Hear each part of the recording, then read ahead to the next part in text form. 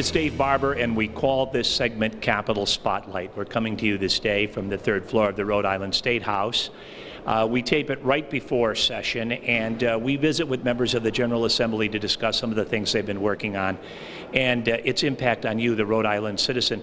Now, today we're outside of room 313, which is a hearing room, and we're here for a very specific reason. There was just a rather lengthy press conference dealing with a package of 9 bills dealing with gun safety in the state of Rhode Island.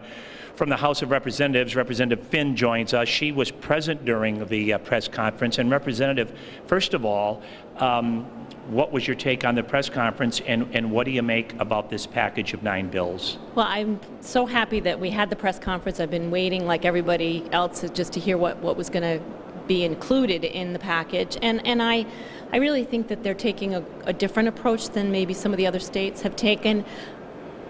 More methodical, and will allow more input from the public in the process, which I think is a really good thing. I'm very pleased with the bills that they did present, and I think it's going to be a long process to put them all through the committee and have all the hearings on them, but I think it's a good thing. I think it's a good thing for Rhode Island. You know, one of the things that I thought was interesting in this discussion about legislation dealing with guns is that there is also a mental health element.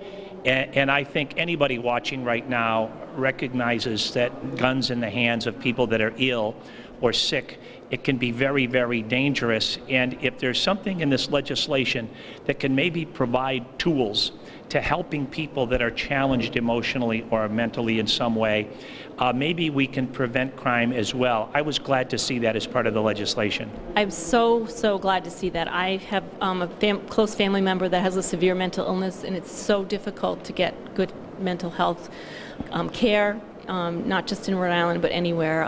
It's really important that we provide more access to it, particularly to some, the age group of these young men that have been carrying out these violent incidents. That's a real difficult age group to get help, because they're old enough to be legal adults, but and their parents really aren't able to get them much help. So I think that anything we can do to help people get mental health access that need it is great, whether it deals with guns or not. I just think it's a really important thing. You know, it was just in December of last year where we had the terrible tragedy that was referenced a few times today during the presser, the situation at Sandy Hook Elementary School in Newtown, Connecticut.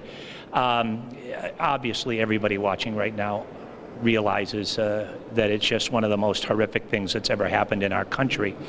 After that incident happened, were constituents talking about this issue more? Did you sense that there was a heightened sensitivity because of the proximity of Connecticut to our state? Oh, definitely. There's a local chapter of Moms Demand Action, which is a national organization that started the day after Sandy Hook, particularly in Newport, Middletown, Aquidneck Island.